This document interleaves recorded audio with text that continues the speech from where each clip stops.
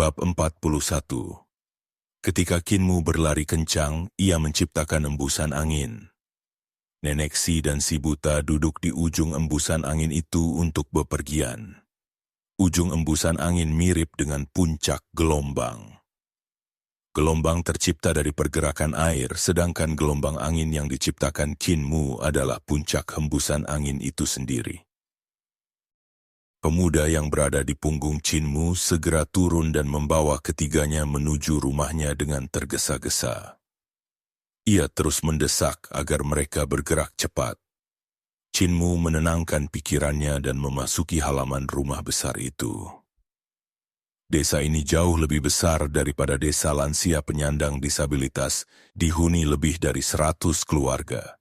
Rumah-rumahnya sederhana dan kasar, namun tertata rapat. Di halaman terdapat sebuah pohon besar dengan tajuk yang menaungi setengah bangunan. Wanita yang akan melahirkan berada di dalam rumah tepat di bawah tajuk pohon itu. Seorang wanita desa menjulurkan kepala dari dalam rumah dan berteriak bahwa ketuban telah pecah dan air panas segera dibutuhkan. Ketika melihat Nenek Si datang, ia berseru lega karena bidan dari desa lansia penyandang disabilitas telah tiba dan ibu serta bayinya pasti akan selamat. Nenek Si mengamati sekeliling dan segera memahami situasi. Ia menyuruh Qin Mu membuka mata surga untuk memeriksa apakah ada kejanggalan, lalu masuk ke rumah untuk membantu persalinan sambil memperingatkan agar Qin Mu berhati-hati dan tidak terjebak tipu daya. Qin Mu segera membangkitkan mata surganya dan memandang sekeliling. Pandangannya berhenti pada tajuk pohon yang lebat, membuat darahnya seketika membeku. Di sana terdapat cabang yang sangat tebal. Namun saat diperhatikan lebih dekat, itu bukan cabang, melainkan seekor ular raksasa sebesar tong. Ular itu bersembunyi di puncak pohon dengan separuh tubuhnya tersembunyi di dalam batang. Benjolan besar yang muncul di batang pohon itu adalah tubuh ular yang melingkar rapat.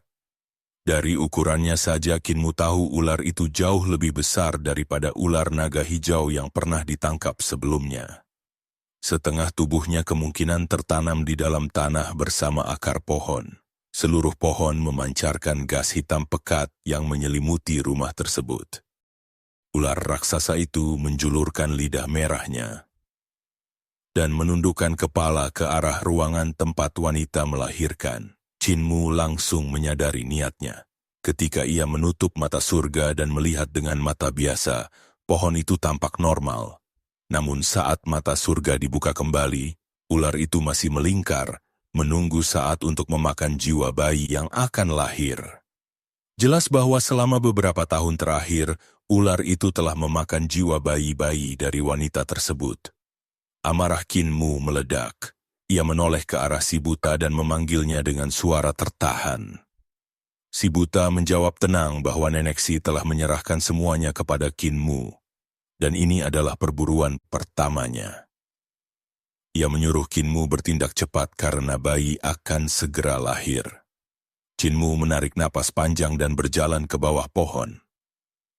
Energi vitalnya yang sebelumnya tenang mulai bergerak. Amarah membuat alirannya semakin cepat dan kuat, hingga energi vital itu melonjak liar di dalam tubuhnya. Pisau pemotong babi tiba-tiba beresonansi dengan ki vitalnya dan terbang dari punggungnya ke udara dengan suara dengung. Qin Mu mengangkat tangan dan menggenggamnya menyalurkan seluruh energi dan kemarahannya ke dalam pisau itu. Ia mengayunkannya dengan segenap kekuatan. Tebasan dahsyat membelah udara dan menghantam batang pohon besar itu. Pisau tertancap setengah jalan ke tubuh ular yang tersembunyi di dalamnya. Kulit dan daging ular yang telah dikultivasi dengan kuat menahan tebasan, sehingga tidak terbelah seketika. Qin Mu menekan punggung pisau dan menggunakan gerakan kaki si lumpuh. Kakinya menghunjam tanah, membuat tanah ambles. Dengan seluruh momentum tubuhnya, ia mendorong bagian belakang pisau dengan satu tangan sambil menggenggam gagangnya erat. Terdengar suara gesekan keras. Pohon dan tubuh ular terbelah bersamaan. Chin-Mu berdiri tegak sambil mengacungkan pisau di depannya. Darah menetes dari mata pisau dan otot punggungnya bergetar hebat. Di belakangnya, pohon raksasa itu miring lalu roboh ke tanah dengan dentuman keras. Namun, ular raksasa itu belum mati. Bagian atas tubuhnya menggelepar liar, menghancurkan sisa batang pohon dan melemparkan serpihan kayu ke segala arah. Pecahan kayu itu melesat seperti tombak, menghantam dinding dan tanah. Chin-Mu mengayunkan pisaunya dengan cepat. Gerakannya kini jauh lebih ringan dan gesit. Rahasia keahlian pisau tukang daging hanya satu, yaitu kecepatan. Semakin cepat semakin mematikan. Benturan keras terus terdengar saat ia menangkis serpihan kayu dan ranting yang melesat. Ular itu memiliki kultivasi lebih tinggi, namun perhatiannya terfokus pada bayi yang akan lahir, sehingga Chin-Mu masih mampu menekannya. Ular itu telah bersembunyi di desa ini selama bertahun-tahun memakan jiwa bayi untuk meningkatkan kultivasinya. Ia tidak menyangka kehadiran Chin-Mu dan terluka parah sejak awal, namun meski tubuhnya terbelah ia belum mudah mati. Dengan amarah dan kegilaan, ular itu membuka rahangnya dan menerkam Chin-Mu. Angin kencang menghantam wajah Chin-Mu, membuat matanya sulit terbuka. Ia menebas dengan liar, namun sebuah kekuatan besar menghantamnya dan melemparkannya ke dinding, menciptakan lubang besar berbentuk tubuh manusia. Gerbang halaman hancur dan ular raksasa itu meluncur masuk dengan aura haus darah. Chin-Mu melirik ke arah si buta, namun orang tua itu hanya berdiri tenang, seolah yakin Chin-Mu mampu menghadapinya. Hati Chin-Mu bergetar, lalu ia membangkitkan mata surganya sepenuhnya. Energi vital membentuk pola rumit di matanya, dan dunia di sekelilingnya menjadi sangat jelas. Setiap gerakan ular, setiap kontraksi otot, semua tampak nyata. Chin-Mu menghindar hanya beberapa sentimeter dari serangan dan menebas mata ular dengan pisau pemotong babi. Ia melompat menghindari sapuan tubuh ular lalu kembali menebas mata yang lain. Ular itu menjerit dan berhenti bergerak. Chin-Mu berdiri diam beberapa meter di depannya. Penduduk desa yang keluar menonton menahan napas.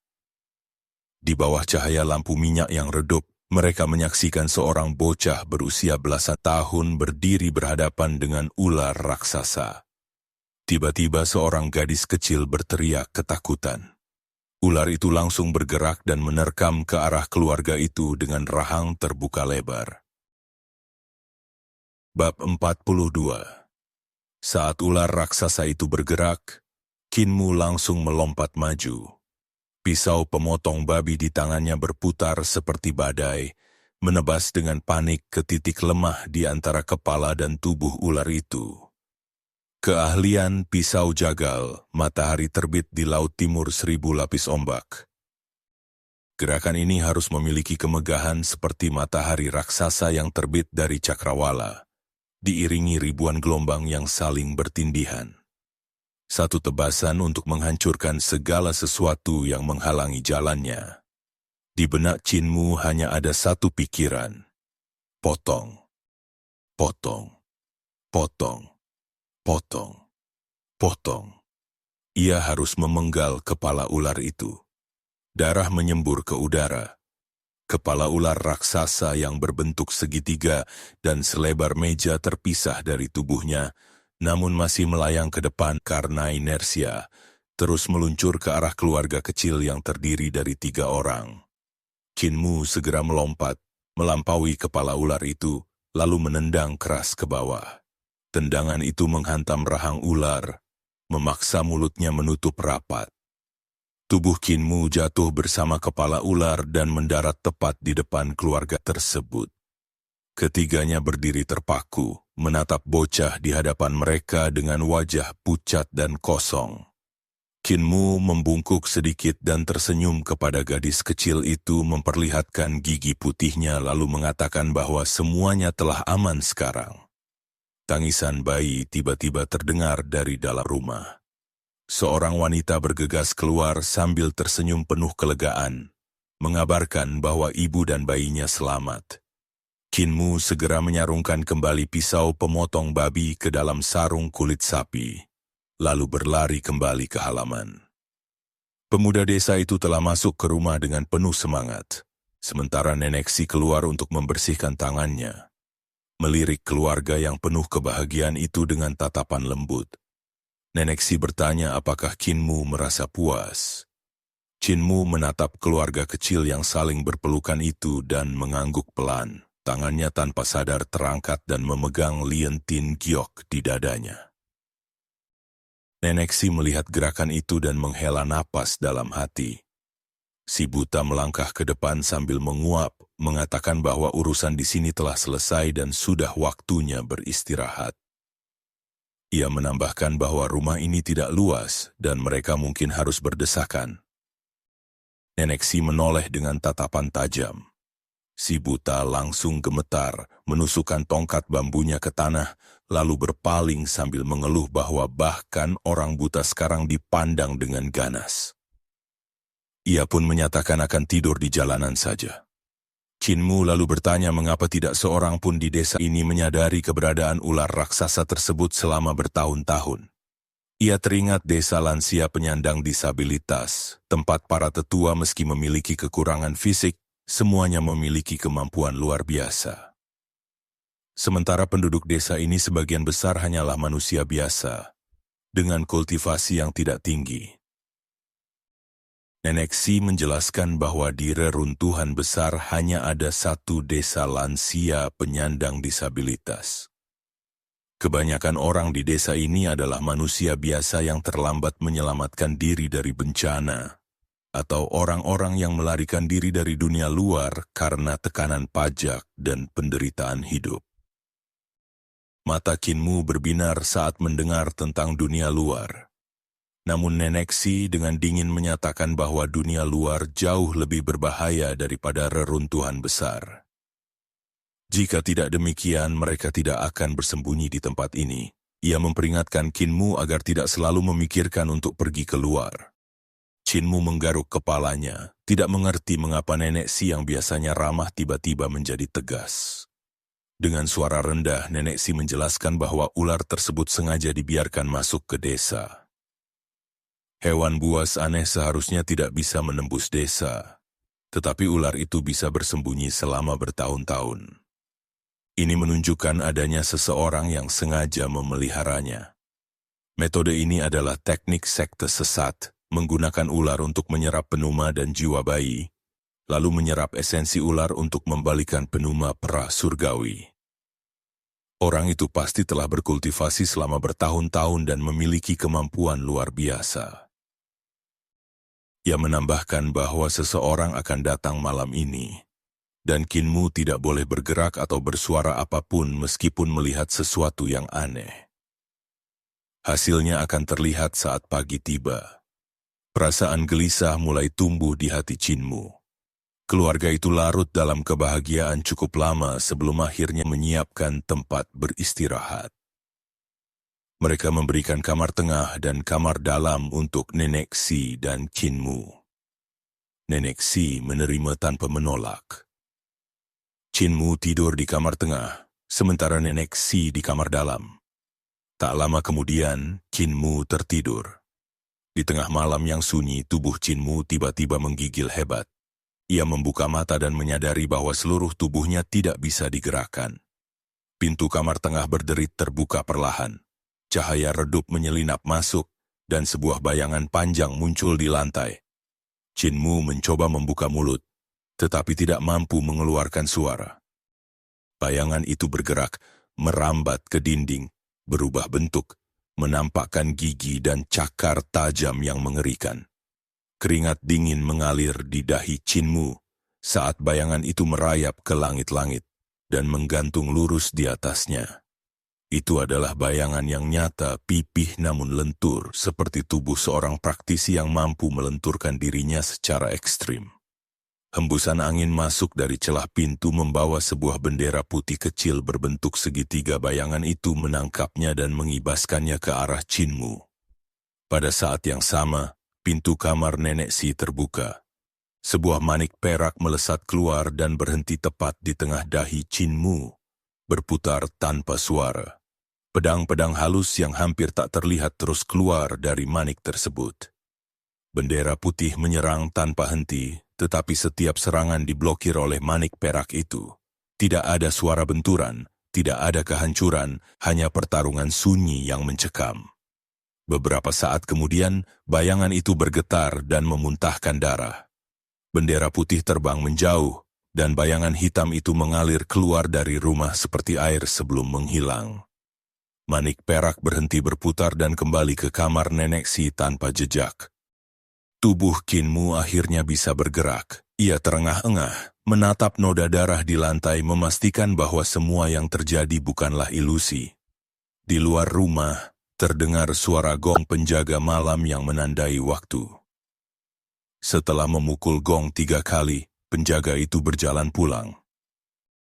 Di depan rumahnya, ia melihat seorang pria buta berjalan perlahan dengan tongkat bambu. Penjaga malam itu menghentikannya dan menyarankan agar ia mencari tempat beristirahat karena sudah larut. Si buta tersenyum, mengetuk bayangan penjaga malam dengan tongkat bambunya, lalu mengucapkan terima kasih dan melanjutkan langkah. 2 lubang berdarah tiba-tiba muncul di dada penjaga malam itu. Tubuhnya terhuyung dan roboh ke tanah. Ia menyadari bahwa tombak yang menembusnya begitu cepat hingga mampu menembus mantranya. Dengan sisa napas terakhir, ia mengakui bahwa meski si buta telah kehilangan penglihatannya, kekuatannya justru lebih mengerikan dari sebelumnya. Penjaga malam itu pun tewas. Dari atas, sebuah bendera putih berbentuk segitiga perlahan melayang turun dan menutupi wajahnya. Bab 43. Keesokan harinya, Qin Mu terbangun oleh keributan penduduk desa. Setelah keluar untuk mencari tahu, barulah ia mengetahui bahwa penjaga malam telah meninggal dunia semalam, menyebabkan seluruh desa diliputi ketakutan. Belum lama sebelumnya mereka sudah diguncang oleh kemunculan ular raksasa dari pohon besar yang ditebang Qin Mu. Tak seorang pun menyangka bahwa penjaga malam akan mati dengan cara yang begitu mengerikan di tengah malam. Membuat kepanikan menyebar ke setiap rumah. Pasangan dari hari sebelumnya datang membawa sebuah piring yang ditutupi kain merah. Di atas kain itu terdapat beberapa hadiah sederhana. Mereka mengatakan bahwa keluarga mereka miskin dan tidak memiliki banyak hal berharga, namun tetap ingin menyampaikan rasa terima kasih. Qin Mu hendak menolak tetapi si buta menyela dan menyuruhnya menerima pemberian itu agar mereka tidak merasa berutang budi. Qin Mu pun menerima hadiah tersebut dengan rapi dan berpamitan. Pria itu tersenyum dan berkata bahwa dengan kemampuan seperti itu, Qin Mu pasti akan menjadi sosok luar biasa di dunia ini.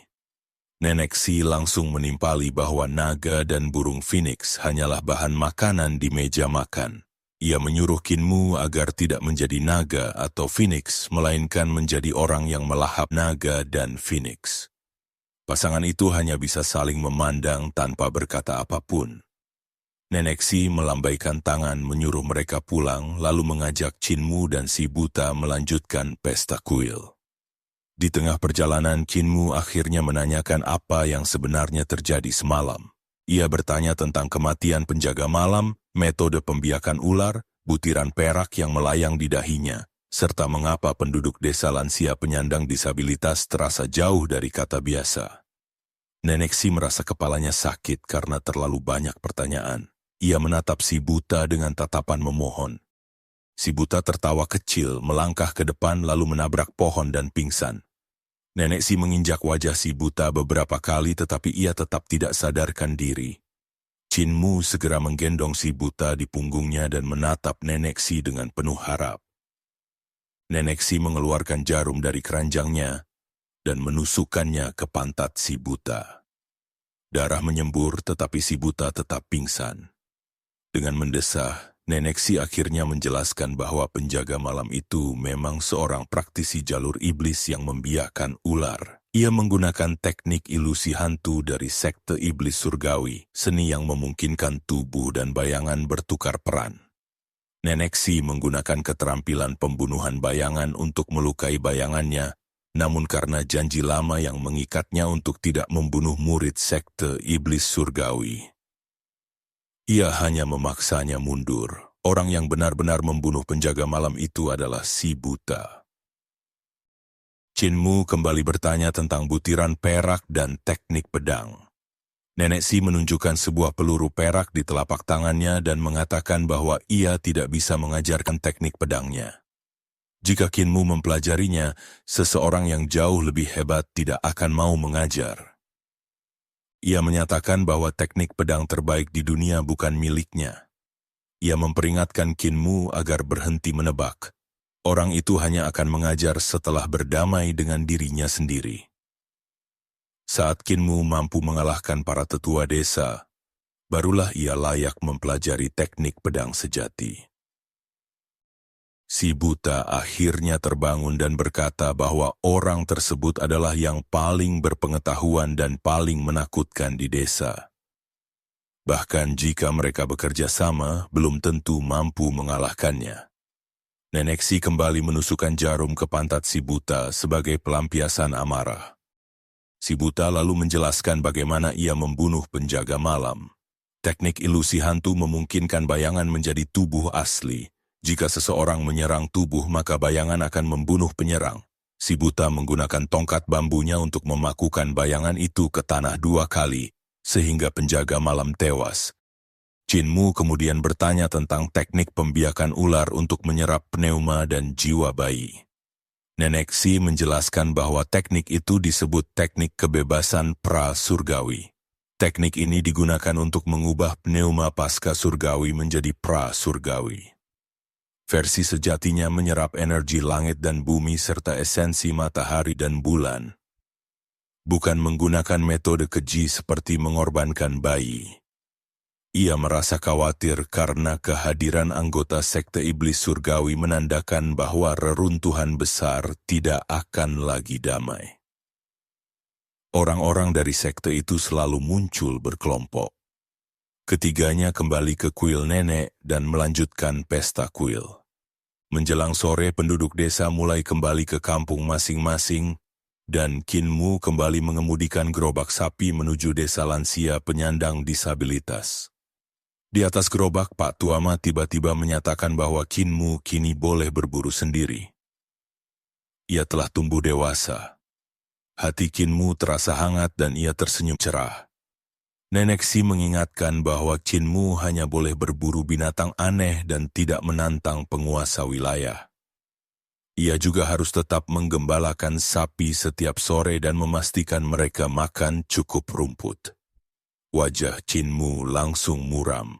2 sapi besar yang menarik gerobak pun melenguh pelan, seolah ikut merasa teraniaya.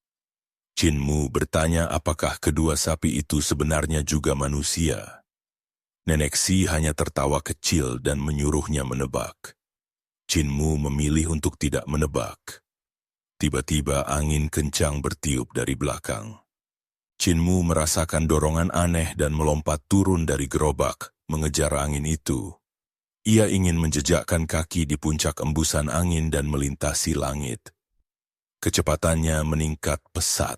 Ia melompat dari pohon ke pohon lalu akhirnya berhasil menyentuh ujung embusan angin dan melayang di udara. Ada kekuatan aneh di bawah telapak kakinya yang mendorongnya naik. Ia bersorak kegirangan sambil berlari di langit. Si buta menengadah dan bertanya dengan tenang apakah Qin Mu akan jatuh. Tabib mengendus angin dan tertawa mengatakan bahwa Qin Mu pasti akan jatuh karena itu adalah angin iblis dari iblis yang sedang pulang. Qin Mu terus berlari hingga menempuh jarak beberapa mil tanpa sadar. Saat kegembiraannya memuncak, ia melihat seekor rubah putih bersih duduk di atas daun pisang besar, menatapnya dengan kosong. Manusia dan rubah itu sama-sama menjerit kaget. Angin tiba-tiba berhenti. Qin Mu terjatuh dari langit sementara rubah itu tetap duduk sambil menunjuk ke arahnya dengan kaki depannya. Qin Mu mencoba menggunakan teknik kaki mencuri langit, tetapi kecepatannya tidak cukup. Ia terus jatuh ke arah tanah berbatu. Saat itu rubah putih itu tersadar melesat turun bersama daun pisangnya, menciptakan kembali embusan angin di bawah kaki Chin Mu dan menyelamatkannya tepat sebelum menghantam tanah. Rubah itu mendekat dan berbicara dengan suara manusia, meski tubuhnya berbau alkohol. Ia mengatakan bahwa angin itu adalah miliknya dan ia sedang bergegas pulang setelah menghadiri jamuan makan. Chin Mu terkejut dan bertanya dengan penuh rasa ingin tahu. Rubah itu menjelaskan bahwa ia menggunakan mantra untuk mengendalikan angin, lalu pamit karena hari sudah gelap. Setelah itu ia menghilang bersama hembusan angin. Chin Mu mendarat dengan selamat. Desa lansia penyandang disabilitas sudah berada tak jauh di depannya. Ia menatap langit tetapi rubah itu telah lenyap tanpa jejak. Ia bergumam bahwa rubah yang bisa berbicara menggunakan mantra dan menghadiri jamuan makan sungguh menarik. Ia bertekad untuk bertanya lebih jelas jika bertemu lagi. 2 hari kemudian, seorang biksu tua dan seorang biksu muda yang berdebu tiba di desa Zhang.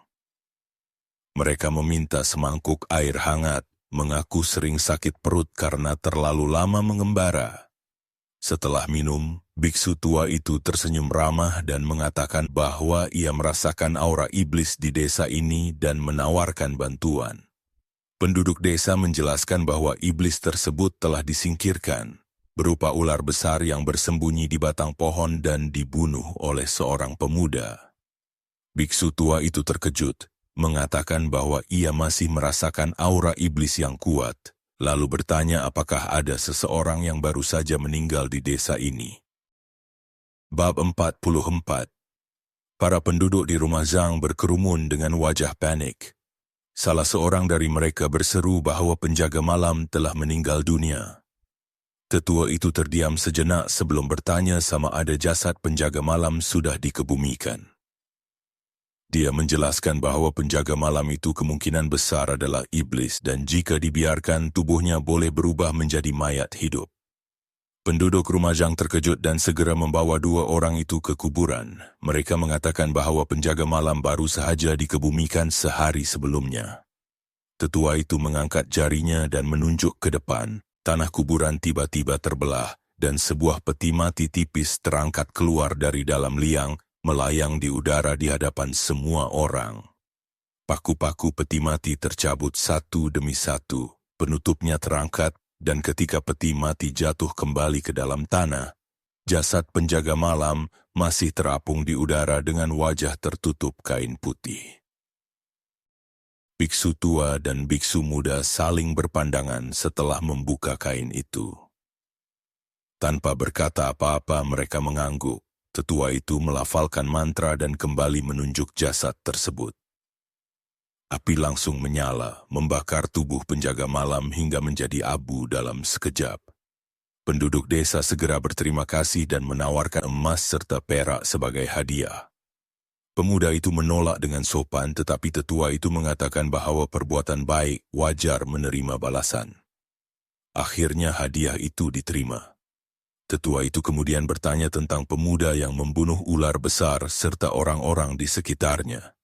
Penduduk desa menjawab bahwa mereka berasal dari desa lansia penyandang disabilitas. Bersama pemuda itu tinggal si buta dan nenek si.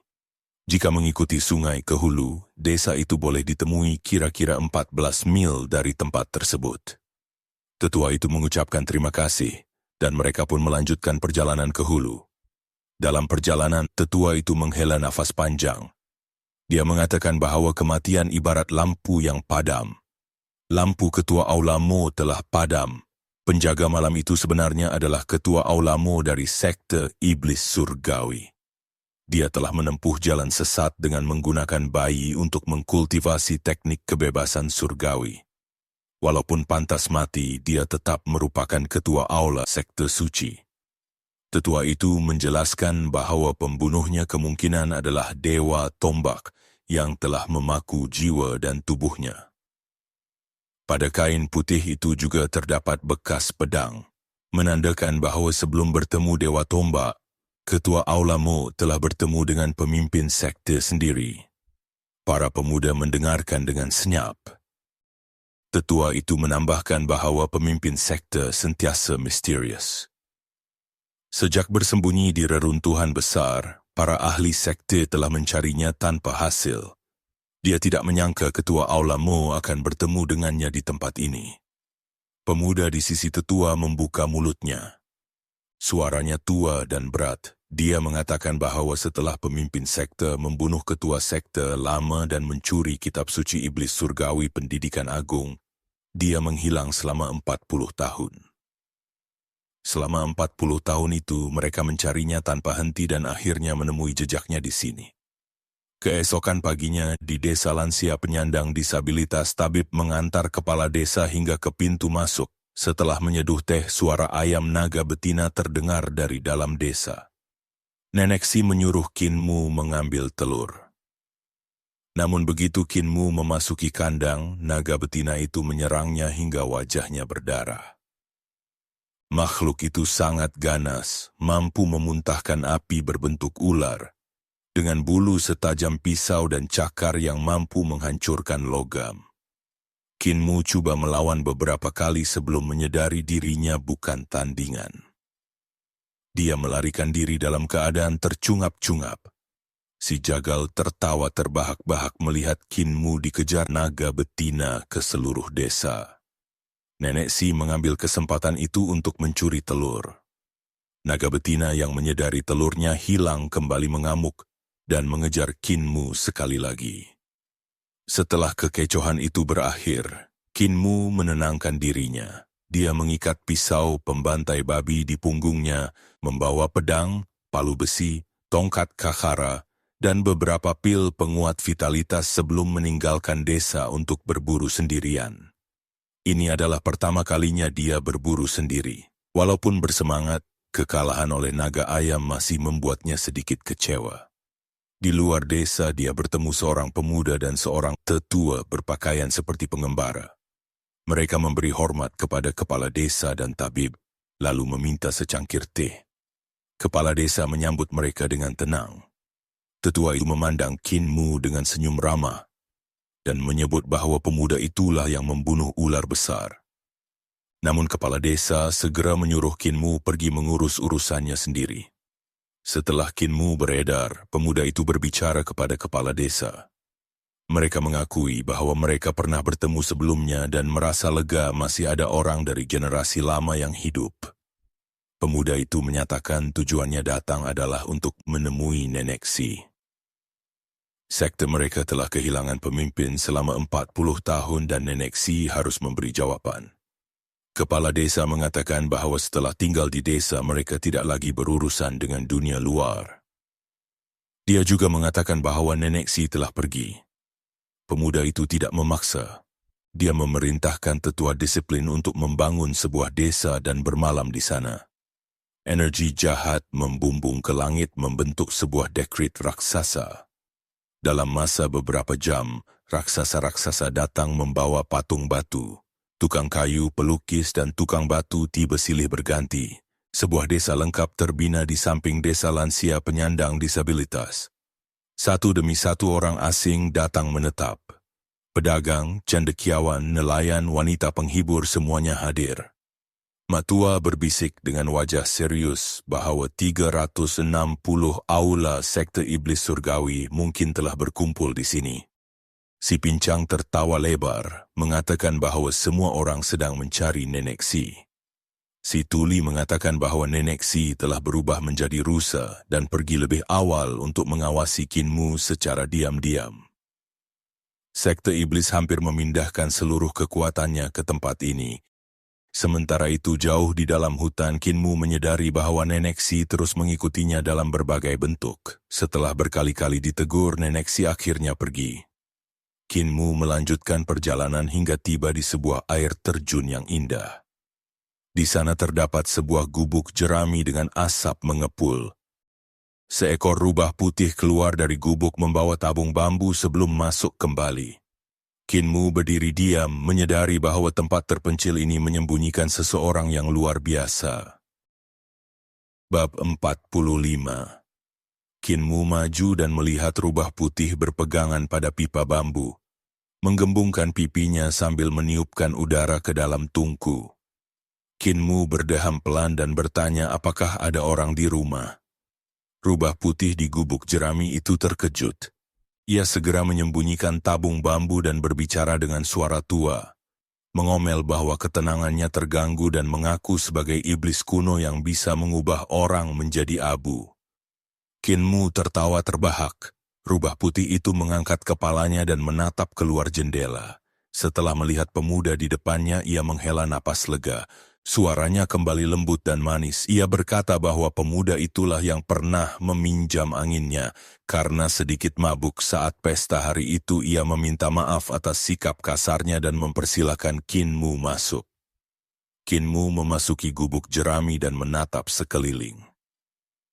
Gubuk itu ternyata sangat rapi. Di dalamnya terdapat tempat tidur, lumbung beras, beberapa perabot, tirai, bahkan meja rias. Rubah putih berdiri tegak seperti manusia dan membungkuk memberi hormat. Ia menyebut tempat itu sebagai rumah sederhananya dan meminta maaf atas kesederhanaan kamar tersebut. Kinmu membalas salamnya lalu bertanya dengan rasa ingin tahu apakah ia sedang menyiapkan makanan. Rubah putih menjelaskan bahwa kemarin ia minum terlalu banyak saat traktiran saudara perempuannya. Kepalanya masih sakit pagi ini, jadi ia memasak sup untuk meredakannya. Ia mempersilakan Kinmu duduk. Kinmu diam-diam kagum. Rubah putih ini jauh lebih cerdas dibandingkan kera iblis. Ia bahkan tahu cara memasak sendiri, meskipun kebiasaannya minum terlalu berlebihan. Melihat rak buku di samping, Kinmu mendekat dan memperhatikannya. Rak itu berisi buku-buku kuno. Ia mengambil satu dan melihat isinya berupa teknik pernapasan untuk latihan. Ada pula mantra-mantra, tetapi tidak lengkap. Rubah putih yang telah selesai memasak sup melirik Kinmu yang asyik membaca. Dengan terkejut sekaligus senang, ia bertanya apakah Kinmu bisa membaca tulisan di buku-buku itu. Ia mengaku tidak memahami tulisan tersebut dan hanya meniru gambar-gambarnya untuk berlatih. Jika Kinmu mengerti, ia memohon agar isi buku itu dibacakan. Kinmu menjawab bahwa tidak ada alasan untuk menolak. Ia duduk, sementara rubah putih mengibaskan ekornya. Angin berembus, mengangkat mangkuk sup ke atas meja. Rubah putih duduk di hadapan Kinmu, matanya berbinar penuh harap. Kinmu membuka halaman pertama dan mulai membaca. Ia menjelaskan tentang menyalurkan ki ke gunung seluas 1 inci di dalam tubuh, merangsang inti ki vital, menggerakkan harimau ke dasar hati dan mengguncang lautan chi musim dingin. Rubah putih meminum supnya sambil mendengarkan dengan saksama lalu bertanya di mana letak gunung seluas 1 inci itu.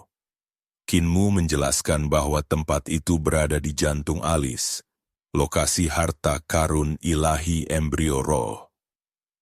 Menyalurkan ki ke sana berarti mengalirkan ki vital ke jantung alis. Namun ketika ki vital mencapai titik itu, biasanya akan terdengar suara dewa dari 9 langit yang memutus aliran QI. Rubah putih mencoba mengikuti penjelasan tersebut, lalu menggelengkan kepala karena tidak mendengar suara apapun. Kinmu mengernyit.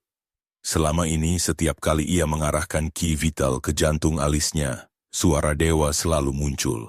Ia mengira rubah putih akan mengalami hal serupa, tetapi ternyata tidak. Ia menduga bahwa struktur harta karun ilahi embrio roh antara manusia dan rubah memang berbeda. Tanpa memikirkan lebih jauh, Kinmu melanjutkan membaca dan menjelaskan isi buku kuno itu. Tak lama kemudian, seluruh buku selesai dibacakan. Metode kultivasi di dalamnya memang unik, tetapi tidak cocok dengan tubuh penguasa Kinmu, sehingga ia sendiri tidak dapat memanfaatkannya. Rubah putih menunjukkan kecerdasannya dengan cepat memahami penjelasan tersebut.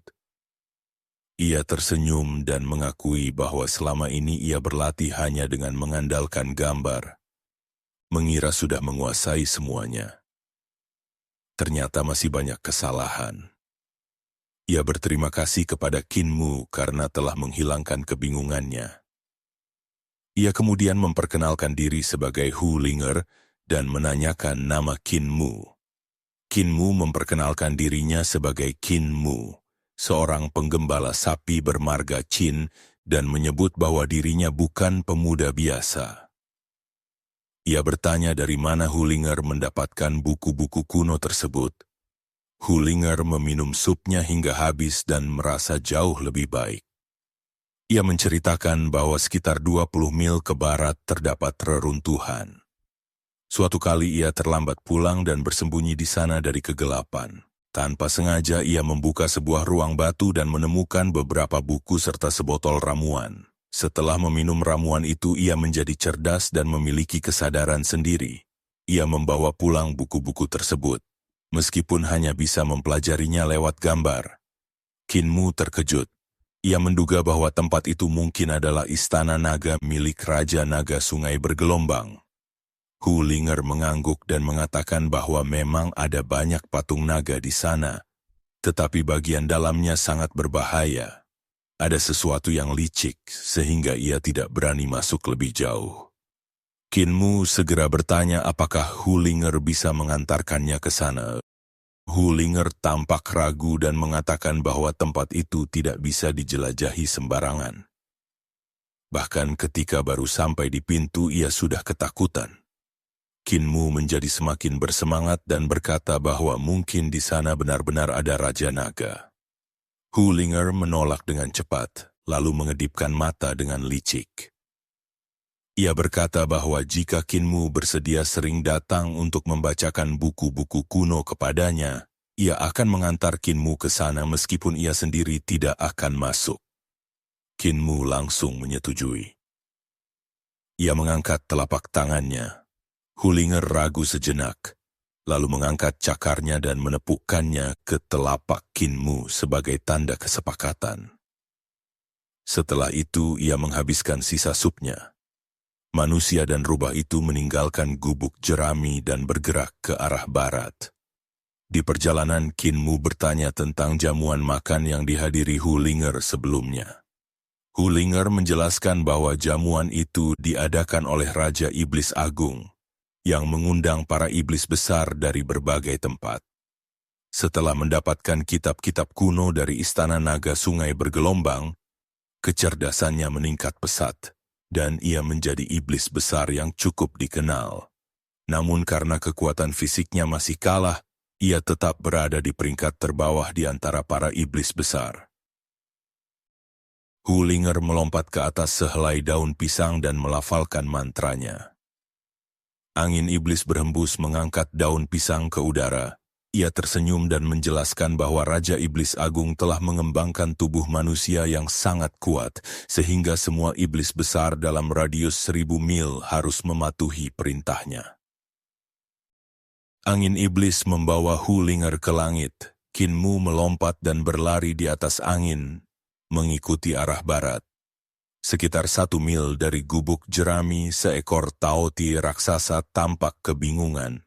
Ia bergumam bahwa Qin Mu seharusnya sudah tiba. Karena berubah wujud menjadi binatang aneh, Qin Mu mungkin tidak mengenalinya. Ia lalu mencium keberadaan angin iblis rubah dan menyimpulkan bahwa Qin Mu telah diculik oleh rubah betina. 30 mil dari desa lansia penyandang disabilitas di tepi sungai bergelombang, angin meniup sehelai daun pisang sepanjang 3 yard. Di atasnya berdiri Hulinger, sementara Qin Mu berlari di sampingnya di atas angin. Hulinger menjelaskan bahwa ia belum mampu terbang dengan kekuatan sendiri. Ia hanya bisa membangkitkan angin iblis untuk membuat daun pisang melayang.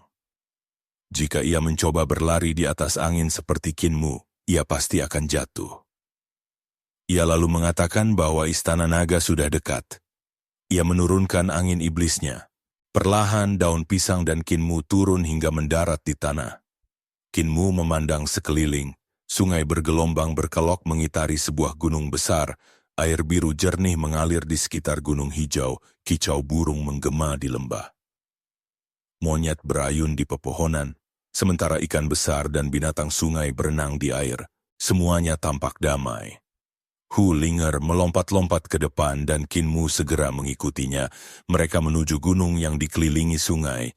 Qin Mu merasa heran karena istana naga ternyata tidak berada di sungai, melainkan di gunung. Setelah beberapa saat, mereka tiba di puncak gunung. Di sana berdiri reruntuhan sebuah kuil Raja Naga. Di depannya terdapat batu penahan banjir raksasa setinggi 30 yard berupa lempengan batu besar yang ditopang patung kura-kura batu raksasa. Kura-kura itu membuka mulutnya seolah kelelahan dan sedang mengatur napas. Kuil Raja Naga telah bobrok, dindingnya runtuh, dan istananya hancur. Tidak ada patung batu yang tersisa, sehingga kuil itu tidak mampu menahan invasi kegelapan. Saat Kinmu masih memperhatikan sekeliling, Hulinger tiba-tiba menghilang. Suaranya terdengar menyuruh Kinmu masuk dengan cepat. Kinmu menoleh dan melihat rubah putih itu berdiri di dalam mulut kura-kura batu melambaikan cakarnya. Ia segera mendekat. Bagian dalam patung kura-kura itu sangat luas, cukup untuk seseorang berdiri tegak. Kinmu mengikuti Hulinger hingga menemukan tangga tersembunyi di kedalaman. Dahulu, sebuah pintu batu menutup tangga tersebut. Entah kapan runtuh, kini tangga ke bawah terbuka lebar. Mereka melangkah semakin dalam. Tangga semakin lebar, dinding gunung lembab dan ditumbuhi lumut bercahaya. Makhluk-makhluk aneh melayang di udara seperti bunga dandelion, dengan tentakel tipis di bawah tubuhnya yang memungkinkan mereka terbang. Hulinger melompat dan menggigit salah satu makhluk itu, lalu memakannya. Ia terus melompat dari satu ke yang lain, tampak sangat menikmati santapan tersebut. Bab 46. Kinmu mengulurkan tangannya untuk mengambil satu makhluk bercahaya itu dan dengan hati-hati menggigitnya. Rasanya sangat pedas, bahkan lebih menyengat daripada minuman keras buatan tukang daging. Begitu masuk ke perut, sensasi panas langsung menyebar, membuat energi vital di dalam tubuhnya menjadi jauh lebih aktif. Dengan mengalirkan ki vitalnya, Kinmu merasakan adanya efek penyembuhan. Sensasinya mirip dengan pil penguat vitalitas yang dapat meningkatkan kultivasi ki vital, meskipun kekuatannya tidak sebesar pil tersebut. Ia pun bertanya-tanya dalam hati, apakah makhluk ini termasuk tumbuhan atau hewan? Kinmu mengambil beberapa lagi dan mengamatinya dengan saksama. Makhluk-makhluk itu tidak memiliki mata, anggota badan maupun lubang tubuh. Mereka menggunakan tentakel yang mirip kumis untuk menyerap nutrisi dari lumut di dinding. Karena itu, Kinmu sama sekali tidak dapat memastikan apakah mereka tergolong tumbuhan atau hewan. Ia hanya memakan satu, sementara Hulinger terus melompat-lompat dan melahap makhluk-makhluk itu sampai benar-benar kenyang. Mereka melangkah semakin jauh ke bawah. Udara di sekitar menjadi semakin dingin. Tanpa menyadari seberapa jauh mereka telah berjalan, suara gemericik air mulai terdengar. Dari dinding gunung mengalir sebuah aliran kecil yang jernih. Di ujung aliran itu terdapat sebuah kolam, di dalamnya hidup beberapa ikan besar tanpa mata. Tubuh ikan-ikan itu memancarkan cahaya redup berpendar. Untuk melanjutkan perjalanan, mereka harus melewati kolam tersebut. Hulinger berbisik dengan gugup bahwa ikan-ikan besar itu sangat ganas. Mereka akan menerkam segala suara yang terdengar dan memiliki kekuatan luar biasa. Ia menyusun rencana untuk melempar kerikil guna mengalihkan perhatian ikan-ikan tersebut, lalu memanfaatkan kesempatan itu untuk berlari menyeberang. Setelah memberitahu Kinmu, Hulinger mengambil sebuah kerikil dengan cakarnya dan melemparkannya sejauh mungkin. Begitu batu menghantam dinding, beberapa ikan besar tanpa mata langsung meloncat keluar dari air. Mereka mengibaskan ekor di udara, membuka keempat siripnya seperti sepasang sayap, lalu menerkam ke arah sumber suara. Hulinger segera bergerak, membimbing Kinmu berlari menuju sisi lain kolam. Dalam kepanikan itu, Kinmu mendengar suara benturan keras.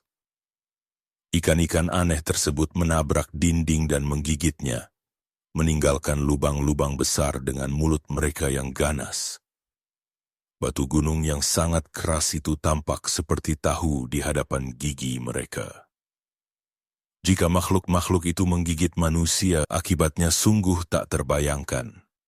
Saat Kinmu dan Hulinger hampir mencapai ujung kolam, Beberapa ikan aneh mendengar suara langkah kaki mereka. Ikan-ikan itu mengepakkan siripnya dan berbalik arah, lalu melesat mengejar. Hulinger segera bergegas memasuki sebuah lorong sempit di ujung kolam. Kinmu mengikutinya tanpa ragu. Lorong itu terlalu sempit bagi ikan-ikan besar untuk terbang, sehingga mereka terpaksa menggunakan keempat siripnya sebagai kaki untuk mengejar. Kinmu merasa kulit kepalanya mati rasa. Dalam hati ia bertanya-tanya apakah makhluk-makhluk itu masih bisa disebut ikan. Ia berlari sekuat tenaga mengikuti Hulinger. Sementara ikan-ikan aneh itu terus mengejar dari belakang. Setelah gagal mengejar, mereka akhirnya kembali ke kolam dan menghilang. Kinmu menghela napas lega.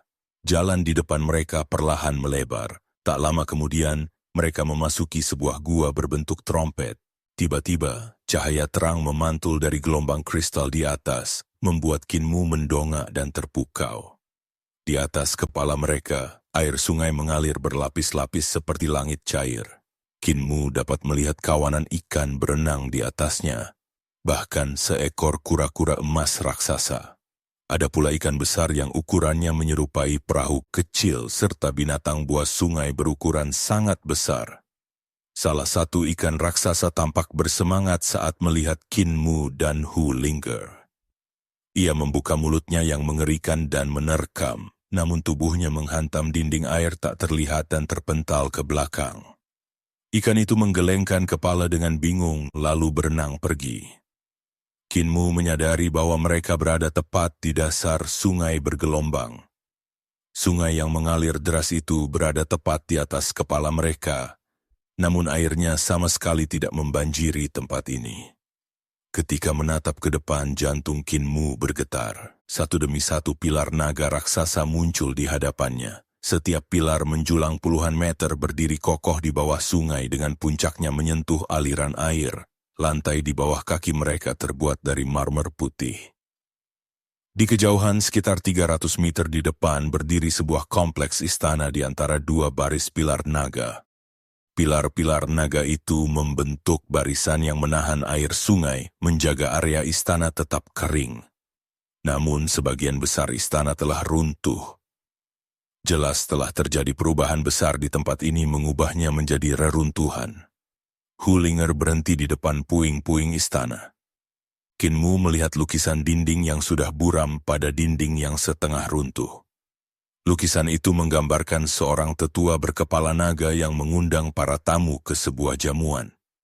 Para tamunya adalah makhluk-makhluk aneh, termasuk seorang lelaki tua dengan punggung kura-kura, seorang wanita berekor ular, seorang biksu, dan juga manusia.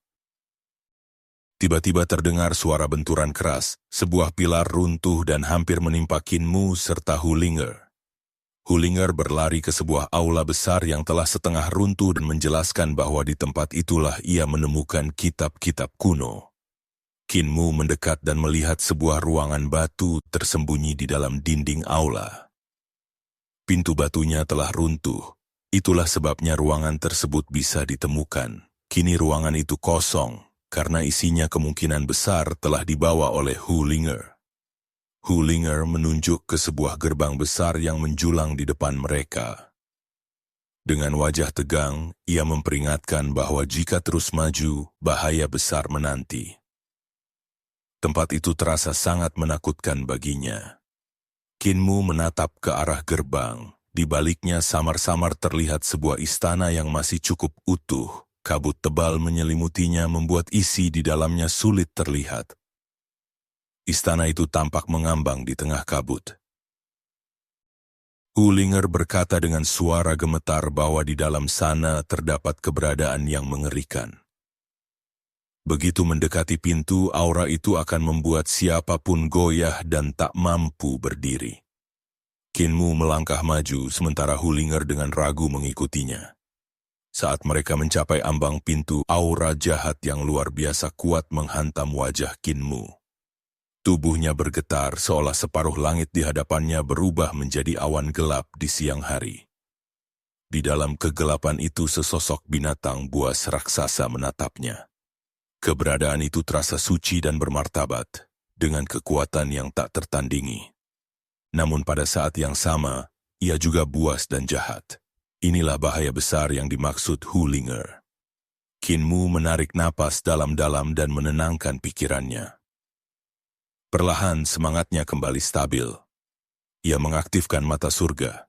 Formasi ki vital saling bersilangan di matanya, membentuk lapisan tanda pupil saat ia menatap kabut di balik gerbang. Di sampingnya tubuh Hulinger sudah lemas dan terjatuh ke lantai, perutnya menempel di tanah. Dengan susah payah ia merangkak mundur ke arah semula. Kinmu mengangkat tubuh rubah putih itu. Hulinger memohon agar tidak disentuh karena jantungnya berdetak terlalu cepat dan ia merasa akan mati.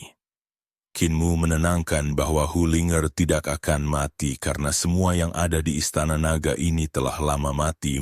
Disebut bahkan tertawa kecil dan bertanya apa yang ia lihat di dalam. Hulinger tidak menjawab. Ia hanya mengibaskan anggota tubuhnya dengan panik, berusaha menjauh secepat mungkin. Kinmu mengatakan bahwa ia melihat Raja Naga Sungai yang bergelombang. Hulinger menjerit dan langsung pingsan, tubuhnya kaku dan lurus. Beberapa saat kemudian ia diam-diam membuka satu mata. Kinmu kembali menggoda dengan menyebut Raja Naga Sungai yang bergelombang. Tubuh Hulinger semakin kaku dan ia menutup matanya lagi. Kinmu akhirnya menjelaskan bahwa Raja Naga Sungai yang bergelombang telah mati. Yang tersisa hanyalah tulang belulangnya. Tidak ada yang tahu sudah berapa lama Raja Naga itu mati. Kinmu sempat melihat tulang naganya di dalam kabut.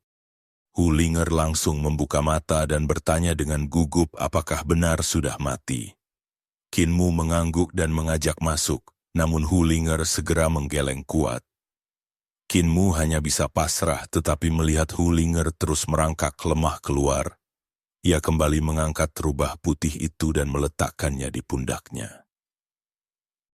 Saat Kinmu melangkah memasuki kabut, Hulinger mencengkeram pundaknya semakin erat, bulu-bulunya berdiri tegak dan ekornya kaku penuh ketakutan. Kabut tebal itu tidak menghilang meskipun telah bertahun-tahun berlalu. Anehnya, Kinmu tidak merasakan kelembapan sama sekali.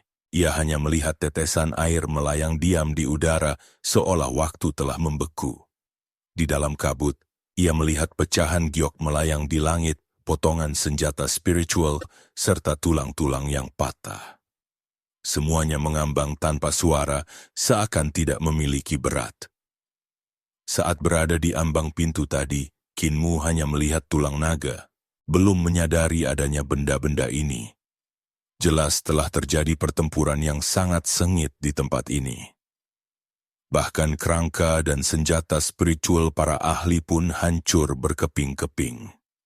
Kinmu bertanya-tanya apakah peristiwa ini terjadi sebelum atau sesudah bencana reruntuhan besar. Tiba-tiba, Kinmu merasakan rasa sakit yang tajam di kulit kepalanya. Hulinger yang ketakutan setengah mati meloncat ke atas kepalanya, mencengkeram erat sambil gemetar. Rubah putih itu menjerit keras menyebut naga, lalu melompat turun dan menempel di punggung Kinmu. Keempat anggota tubuhnya mencengkeram pinggang Kinmu erat-erat, membuat Kinmu tampak seperti membawa ransel bulu putih. Bab 47. Di hadapan mereka, seekor naga raksasa melingkar mengitari istana megah. Kepala naganya yang sangat besar terangkat tinggi di atas aula utama, menatap lurus ke arah mereka. Itu adalah kerangka naga. Daging naga raksasa itu telah lama lenyap, hanya menyisakan tulang belulangnya. Bahkan gigi-giginya saja jauh lebih tinggi daripada tubuh Kinmu. Meskipun naga raksasa itu telah mati, wibawa dan keagungannya masih tampak jelas. Saat masih hidup, ia pasti merupakan makhluk yang luar biasa kuat.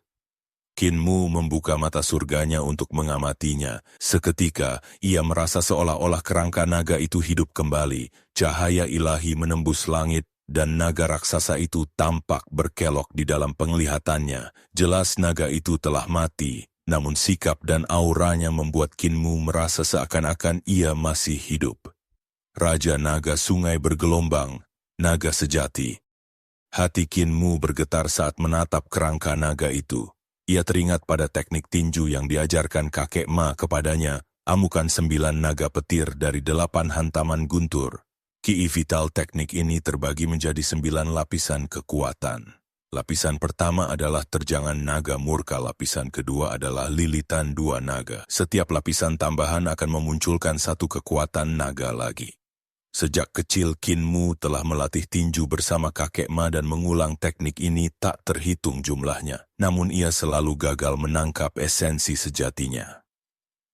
Setelah kultivasinya meningkat, kekuatan amukan 9 naga memang bertambah. Tetapi ketika bertarung melawan Ming Xin, ia tetap berada dalam posisi tidak menguntungkan. Sebagian penyebabnya adalah karena ia belum mempraktikkan kitab Mahayana Tathagata dari biara Guntur Agung. Namun alasan terbesar adalah karena 9 kekuatan naga dalam tinjunya hanya tampak seperti naga Qi. Mirip naga tidak berarti naga sejati. Bentuknya mungkin ada tetapi wibawanya tidak. Karena itu kekuatannya akan hancur hanya dengan 1 sentuhan. Jika kekuatan dalam tinjunya benar-benar naga sejati bahkan tanpa mempelajari kitab Mahayana Tathagata, amukan 9 naganya tetap akan menjadi ajaran sejati. Hal itu karena amukan 9 naga meniru dorongan naga sejati yang mengendalikan badai. Di tengah badai dahsyat, naga ilahi membantai musuh-musuhnya. Jika ia mampu menangkap esensi ini, maka tidak perlu lagi mempelajari kitab tersebut. Amukan 9 naga, amukan 9 naga. Sambil meneliti kerangka naga, Qin Mu tanpa sadar melangkah maju. Di matanya hanya ada kerangka naga. Ia mempelajari bentuk naga, struktur tulangnya, wibawanya, keanggunannya, serta berusaha memahami aura dan roh naga. Semakin lama ia menatap, semakin dalam ia tenggelam dalam kondisi seperti kesurupan. Tubuh dan lengannya mulai bergerak dengan gerakan aneh, tanpa sadar meniru pergerakan naga sejati. Ki vital di dalam tubuhnya pun mengalir seperti naga hidup, menyempurnakan setiap detail di setiap satu sirkulasi. Di dalam harta karun ilahi embrio rohnya ikut meniru gerakannya, menghirup dan mengembuskan ki vital. Kejadian ajaib pun terjadi. Ki vital yang diembuskan tidak masuk kembali ke tubuh Qin Mu, melainkan berputar mengelilingi embrio roh dan berubah menjadi seekor naga kecil. Seiring meningkatnya ki vital, naga kecil itu tumbuh semakin besar hingga setinggi manusia dan melilit embrio roh. Hulinger awalnya sangat ketakutan, namun seiring waktu rasa takut di hatinya perlahan berkurang. Meski begitu, Qin Mu sepenuhnya melupakan keberadaannya karena terlalu tenggelam mempelajari kerangka naga. Setelah beberapa waktu, perut Hulinger mulai berbunyi. Ia perlahan turun dari punggung Qin Mu dan berjalan berjingkat keluar dari istana naga bawah air. Bukan karena takut mengganggu Qin Mu, melainkan karena takut membangunkan kerangka naga jika ia membuat suara. 1 jam kemudian, rubah putih itu kembali sambil membawa sebuah karung. Di dalamnya terdapat makhluk-makhluk aneh mirip dandelion bercahaya. Menahan rasa takut terhadap naga, Hulinger kembali memasuki kabut dan mendekati Qin Mu. Ia naik lagi ke punggung Qin Mu, duduk di bahunya, lalu memasukkan makhluk-makhluk itu ke dalam mulut Qin Mu. Seolah tidak merasakan apapun, Qin Mu memakan semua yang masuk ke mulutnya. Hulinger menyuapinya lebih dari 20 makhluk itu, barulah ia sendiri mulai memakannya dengan lahap. Qin Mu tetap tidak menunjukkan tanda-tanda sadar. Ia terus berjalan mendekati kerangka naga, bahkan terkadang memanjat tulang-tulang raksasa itu dan berjalan di atasnya. Sementara itu seekor naga hijau melilit embrio rohnya dan memancarkan kilatan listrik. Namun Qin Mu sama sekali tidak menyadarinya karena terlalu fokus. 2 hari berlalu seperti itu. Qin Mu makan, minum, buang air, dan tidur di tempat tersebut. Tubuhnya sudah bau tetapi ia masih belum sadar. Hulinger tetap sabar merawatnya. Saat Qin Mu haus, ia mengambilkan air dengan daun. Saat lapar, ia menangkap makhluk-makhluk aneh itu meski harus melewati kolam berbahaya dan menghindari ikan-ikan mengerikan. Berkat kecerdasannya, ia selalu berhasil tanpa celaka. Dan tentu saja setiap kali Kinmu buang air, Hulinger akan menjauh. Pada hari ketiga saat Hulinger sedang mengambil air, tiba-tiba terdengar suara Kinmu yang terkejut, mengeluh mengapa dirinya begitu kotor. Hulinger terkejut lalu menjawab dengan jujur bahwa akan aneh jika ia tidak kotor setelah berdiri di sana selama 3 hari. Kinmu terkejut dan berseru bahwa ini masalah besar. Penduduk desa pasti sangat khawatir karena ia tidak kembali selama 3 hari. Ia segera mengajak Hulinger pulang. Namun tiba-tiba ia berhenti. Ia berpikir bahwa jika pulang sekarang, ia pasti akan dimarahi dan bahkan dilarang keluar lagi. Karena sudah terlanjur di sini, ia memutuskan untuk menjelajahi istana naga dan mencari harta. Dengan semangat tinggi, ia melangkah masuk ke istana naga bawah air. Hulinger mengikutinya ke aula megah, namun dengan nyali kecilnya, ia hanya berani berada di sekitar kaki Kinmu. Aula besar itu juga diselimuti kabut, bahkan lebih tebal daripada di luar, membuat jarak pandang sangat terbatas. Kinmu merasa heran dari mana asal kabut ini. Ini bukan kabut biasa, bahkan dengan mata surganya, ia tetap tidak bisa melihat jauh. Semakin dalam ia masuk, kabut semakin pekat. Hulinger semakin ketakutan dan menggigit celana Kinmu agar tidak terpisah. Pada saat itu terdengar sebuah suara aneh, lembut, tenang, namun syarat kesedihan. Seolah seseorang sedang menyanyikan lagu duka di dalam kabut dan nyanyiannya dapat dimengerti. Itu adalah bahasa kuno yang misterius, setua bahasa para dewa dan iblis. Saat mendengarkannya, Kinmu menyentuh wajahnya dan menyadari bahwa air mata telah mengalir tanpa ia sadari. Nyanyian itu membuatnya merasa seolah ada seorang wanita melayang di kabut, menyanyikan kisah patah hatinya. Tiba-tiba, cincin-cincin pada tongkat biksu Kakara mulai berdering keras. Kinmu teringat ucapan kakek Ma bahwa tongkat Kakara memiliki efek menyingkirkan pikiran kotor dan jahat. Ketika hati goyah, cincin-cincinnya akan berbunyi. Setiap pikiran kotor akan membuatnya berbunyi sekali. Kini bunyinya tak berhenti, apakah pikirannya sebegitu kotornya? Ia menunduk dan tidak tahu harus tertawa atau menangis. Ternyata Hulinger gemetar hebat sambil mencengkeram kakinya, dan ekornya menyentuh tongkat Kakara. Bukan hati Kinmu yang kacau, melainkan rubah kecil itu. Kinmu meminta Hulinger menjauhkan ekornya. Setelah ekor itu menjauh, tongkat Kakara tetap berdering keras. Kinmu mengerutkan kening. Jika bukan karena mereka berdua, berarti ada orang ketiga di sini. Pikiran kotor itu mungkin berasal dari orang ketiga, mungkin dari sosok wanita yang bernyanyi. Deru cincin Kakara semakin keras, menandakan adanya keberadaan dengan pikiran jahat yang sangat kuat. Nyanyian di udara semakin jelas dan semakin sedih. Kinmu menunduk dan merasakan dingin menjalar. Di dalam kabut ia melihat sebuah tangan kurus bertulang meraih tongkat Kakara. Sebelum menyentuhnya, tangan itu tiba-tiba menarik diri seolah tersengat. Kinmu menegakkan tongkat Kakara dan menatap sekeliling. Ujung matanya berkedut. Dari segala arah, telapak tangan bertulang muncul dari kabut dan mundur kembali saat bersentuhan dengan tongkat tersebut. Nyanyian lembut itu kini terdengar sangat dekat dengan telinganya. Apa sebenarnya yang ada di dalam kabut ini? Kulit kepala Kinmu terasa mati rasa. Hulinger telah menyelinap masuk ke dalam celananya, naik ke punggungnya, dan akhirnya bersembunyi di dalam bajunya di sekitar pinggang. Hanya kepala berbulu kecilnya yang terlihat, mengintip sekeliling dengan gemetar. Pemandangan ini sangat mengerikan. Kinmu pun merasa panik, namun dentingan cincin emas Kakara menenangkan hatinya. Ia menenangkan diri. Dengan begitu banyak tangan, jelas ini bukan satu orang. Apapun itu, semuanya harus mundur. Ki vital Kinmu meledak dan mengalir ke tongkat Kakara. Ia mengangkat tongkat itu dan menghantamkannya ke tanah dengan keras. Dentang nyaring bergema dan cahaya memancar ke segala arah.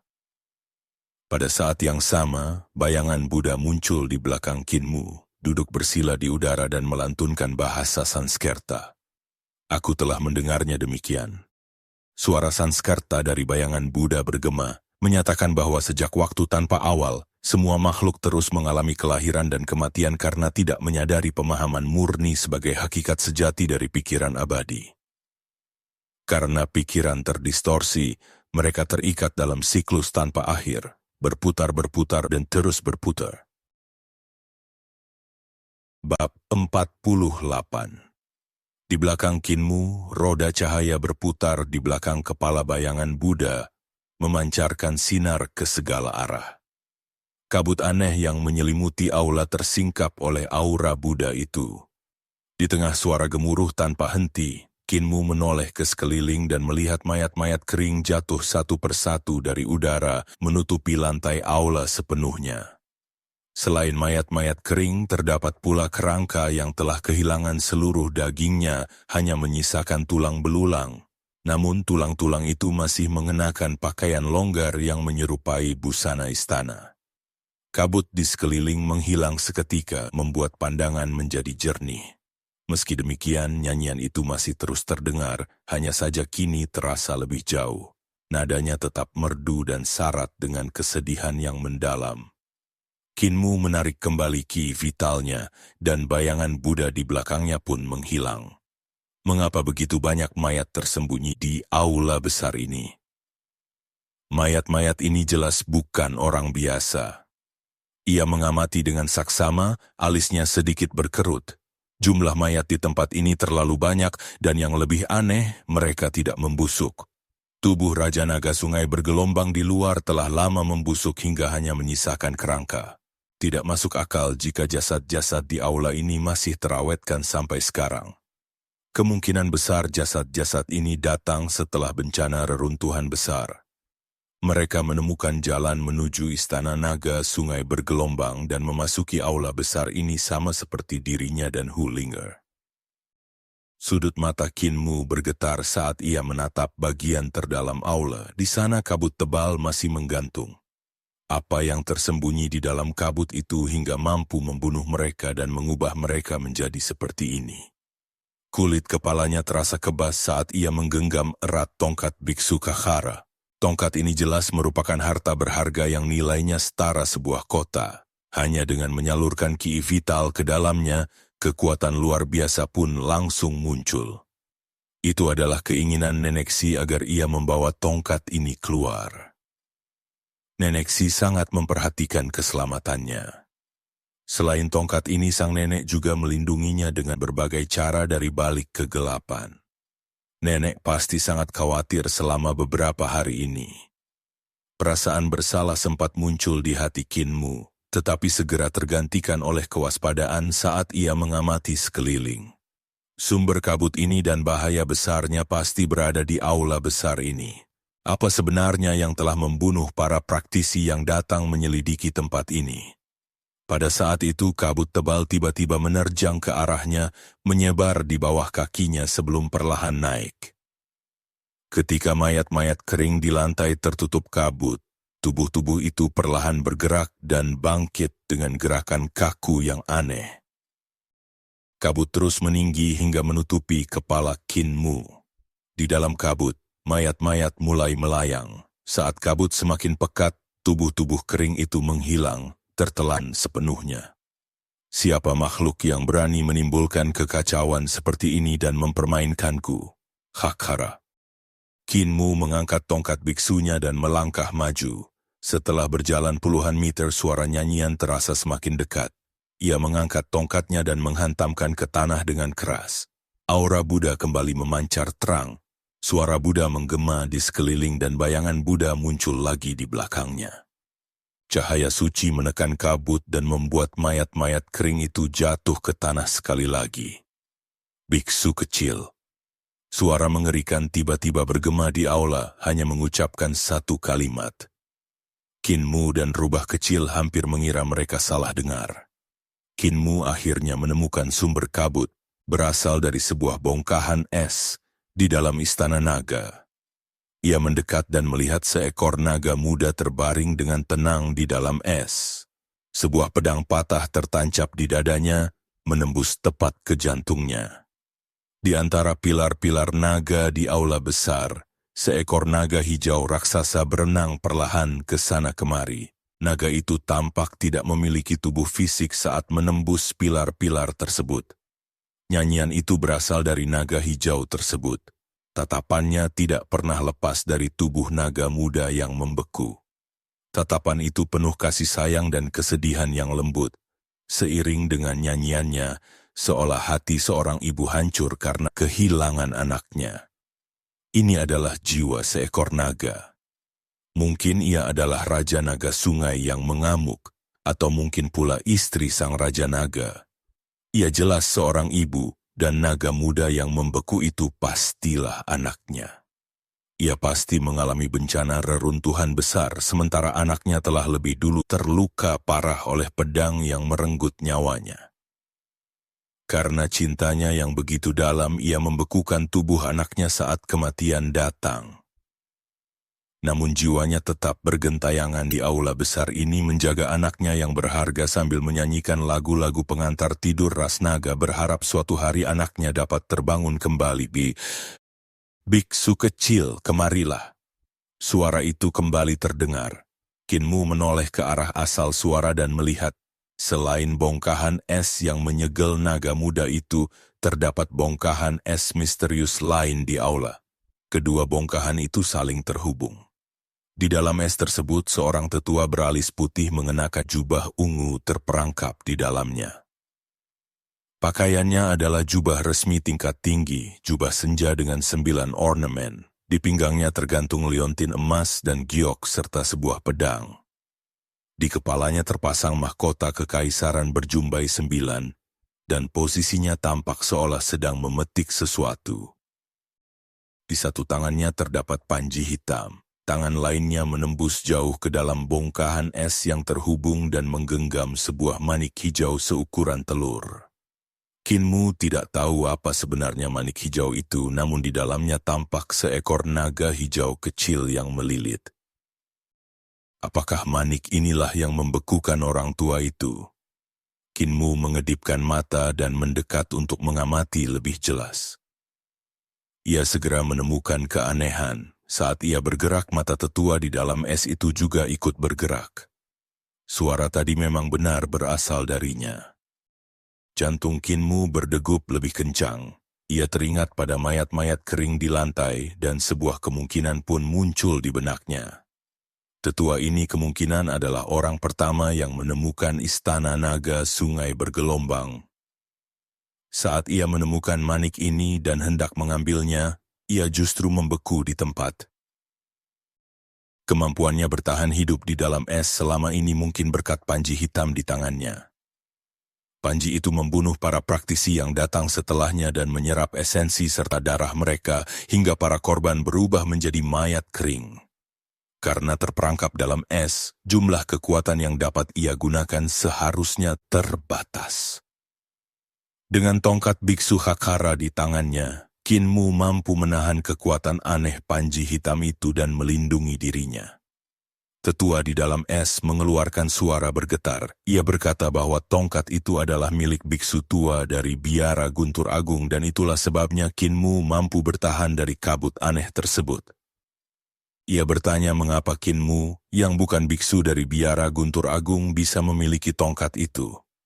Kinmu menjawab dengan jujur bahwa ia mengalahkan murid biksu tersebut dan memenangkan tongkat itu. Tetua itu tertawa kecil dan memuji bakat Kinmu setelah mengetahui usianya yang belum genap 12 tahun. Kinmu kemudian bertanya mengapa tetua itu bisa terjebak di dalam es. Tetua itu mulai bercerita namun Kinmu berpura-pura hendak pergi karena mengaku sedang terburu-buru pulang. Tetua itu segera menghentikannya dan menceritakan versi singkatnya. Ia mengatakan bahwa manik naga itulah sumber masalah, menyerap esensi dan darah para praktisi untuk memperpanjang hidup naga muda itu. Ia mengklaim bertindak demi kebenaran, tetapi tidak menyangka bahwa manik tersebut adalah manik naga Dewa Naga, sehingga ia terjebak di sini dan seluruh muridnya tewas. Hulinger berbisik dari dalam pakaian Qin Mu, mempertanyakan apakah cerita itu layak dipercaya. Qin Mu ragu. Dugaannya bertentangan dengan cerita sang tetua. Bisa saja naga betina menggunakan manik itu demi menyelamatkan anaknya, atau sebaliknya tetua inilah yang menyerap esensi orang lain demi mempertahankan hidupnya sendiri. Keduanya sama-sama mungkin, dan Qin Mu belum dapat memastikan kebenarannya. Kabut kembali mendekat. Qin Mu menghantamkan tongkat biksu Hakkara ke tanah sekali lagi. Bayangan Buddha muncul di belakangnya, dan suara ajaran suci bergema, menenangkan pikirannya dan menekan kabut di sekeliling. Tetua di dalam es memuji kehebatan ajaran biara Guntur Agung. Qin Mu kemudian bertanya siapa nama tetua itu. Tetua tersebut memperkenalkan diri sebagai Gu Linuan, guru bagi putra mahkota Kekaisaran Perdamaian Abadi dan seorang pejabat tingkat pertama. Ia berjanji, jika Qin Mu membebaskannya dari es ini, ia akan memberinya kekayaan yang tak terhitung ketika kembali ke Kekaisaran Perdamaian Abadi. Bab 49. Qin Mu merenung sejenak. Pemimpin sekte Sungai Li, Mu Beifeng, hanyalah pejabat peringkat 2 bawah, sedangkan Gu Linuan adalah pejabat peringkat 1 bawah. Dari segi status dan kekuatan, Gu Linuan jelas jauh lebih unggul. Apa yang dikatakan senior itu benar, kata Qin Mu kepada Hulinger. Hulinger tampak bingung dan bertanya bagaimana Qin Mu bisa yakin dengan perkataan orang tua itu. Kabut itu dihasilkan oleh jiwa naga, jawab Qin Mu sambil menunjuk ke arah jiwa naga induk yang berenang di aula. Kemanapun jiwa naga itu bergerak, kabut menjadi semakin pekat dan mayat-mayat kering akan kembali berdiri lalu melayang ke arah Qin Mu, seolah-olah mampu mencium keberadaan makhluk hidup. Kabut semacam ini mampu membuat mayat-mayat kering berada dalam keadaan bukan mati dan bukan hidup. Ini adalah metode untuk melindungi putranya sekaligus menjaga aula besar ini. Hulinger memperhatikan dengan saksama. Setiap kali kabut yang dimuntahkan jiwa naga itu menghilang, mayat-mayat kering akan jatuh dan berhenti bergerak. Namun begitu kabut kembali menyelimuti tubuh mereka, mayat-mayat itu bangkit lagi dan menyerang siapapun yang mendekat. Mayat-mayat kering ini bagaikan penjaga aula, mencegah siapapun mencuri manik naga dan mengganggu proses perpanjangan hidup naga muda tersebut. Sumber dari semua ini kemungkinan memang seperti yang dikatakan Gu Linuan, yaitu manik naga yang menyerap darah dan esensi para praktisi yang menerobos masuk demi memperpanjang umur naga muda itu. Qin Mu merasa sedikit gelisah dan berkata bahwa meskipun ia berniat membantu, kekuatannya terlalu terbatas untuk melakukan hal sebesar itu. Gu Linuan tertawa kecil dan berkata bahwa Qin Mu memang tidak memiliki kekuatan untuk mencairkan es misterius dari manik naga, namun ia memilikinya. Asalkan Qin Mu mau mengikuti perintahnya, ia bisa dibebaskan. Setelah itu, Qin Mu bisa meminta apapun yang ia inginkan. Nada suara Gu Linuan terdengar penuh keyakinan dan sedikit kesombongan, wajar bagi seseorang yang pernah menjadi guru putra mahkota. Meskipun terjebak di dalam es misterius, kultivasinya masih ada. Es itu belum mampu membekukannya sampai mati. Gu Linuan menjelaskan rencananya. Ia akan menggunakan sisa kultivasinya untuk mengeluarkan pedang dari dalam es. Dengan pedang itu, Qin Mu harus membunuh jiwa naga induk. Setelah jiwa naga itu mati, manik naga tidak akan lagi menahannya, dan ketika ia bebas, manik naga itu bahkan bisa diberikan kepada Qin Mu. Qin Mu terkejut dan langsung menyatakan bahwa hal itu mustahil. Ia baru mencapai alam embrio roh dan terlalu lemah untuk membunuh jiwa naga induk. Gulinuan mendengus dingin dan berkata bahwa Qin Mu memang tidak bisa melakukannya sendirian, tetapi dengan pedangnya, itu akan menjadi mungkin. Pedang tersebut bukan senjata biasa, melainkan pedang peringkat pertama milik Kekaisaran Perdamaian Abadi, ditempa dari bahan terbaik oleh para pandai besi terhebat Kekaisaran. Di seluruh Kekaisaran hanya ada 16 pedang semacam itu, sesuai dengan jumlah pejabat peringkat pertama. Pedangnya bernama Pedang Pelindung Junior. Qin Mu ragu dan bertanya bagaimana perbandingannya dengan tongkat biksu Khakhara di tangannya. Gulinuan berkata bahwa tongkat Khakhara memang luar biasa dan biara Guntur Agung adalah sekte besar. Tetapi harta yang ditempa oleh kekuatan sebuah sekte tidak bisa dibandingkan dengan harta yang ditempa oleh kekuatan sebuah kekaisaran. Di Kekaisaran Perdamaian Abadi bahkan ada beberapa sekte besar yang setara dengan biara Guntur Agung. Hati Qin Mu terguncang, namun ia tetap bertanya mengapa Gulinuan tidak membunuh jiwa naga induk itu sendiri. Gulinuan terdiam lama sebelum akhirnya menjelaskan bahwa ia telah melakukan kesalahan sejak awal. Ia hanya memikirkan bahaya manik naga bagi generasi mendatang, dan ceroboh hingga terjebak dalam perangkap ini. Saat menyadarinya, semuanya sudah terlambat. Setelah tersegel, ia hanya bisa mempertahankan ki vitalnya agar tidak mati membeku. Dalam kondisi selemah itu ia tak lagi mampu mengendalikan pedangnya. Ia telah terjebak di tempat ini selama 200 tahun penuh, dan mempertahankan hidup selama itu merupakan hal yang amat sulit. Qin Mu merasa iba dan berkata bahwa jika dirinya yang mengalami hal tersebut, mungkin sudah gila sejak lama. Ia memuji keteguhan Gulinuan. Gulinuan menghela napas dan berkata bahwa kehadiran Qin Mu adalah satu-satunya harapan. Ia akan mengerahkan sisa ki vitalnya untuk mengeluarkan pedang pelindung junior dari es misterius. Dan Qin Mu harus membunuh jiwa naga induk itu. Qin Mu mengangguk dan berjanji akan berusaha sebaik mungkin. Gulinuan mulai mengumpulkan ki vitalnya. Pedang di pinggangnya perlahan bergerak, sangat lambat. Setelah 2 jam, gagang pedang baru terlihat sedikit. Butuh waktu lama hingga seluruh gagang pedang muncul, namun sarungnya masih tertanam dalam es misterius. Gulinuan terdengar kelelahan dan berkata bahwa ki vitalnya hampir habis. Ia mendesak Qin Mu untuk segera membunuh jiwa naga induk. Qin Mu segera bertindak, benang ki vitalnya yang setebal lengan melilit gagang pedang. Dengan suara gesekan nyaring, pedang pelindung junior terlepas dari sarungnya dan memancarkan cahaya yang menyilaukan. Mata Qin Mu dan Hulinger terasa perih seakan-akan cahaya pedang itu melukai penglihatan mereka. Baru setelah beberapa saat mereka bisa melihat dengan jelas kembali. Gulinuan hampir tidak tahu harus tertawa atau menangis saat melihat Qin Mu mengendalikan pedang dengan cara yang kasar dan kacau. Mengejar jiwa naga tanpa mampu mengenai sasaran. Ia memarahi Qin Mu, menanyakan siapa yang mengajarinya teknik pengendalian pedang dan keterampilan pedang.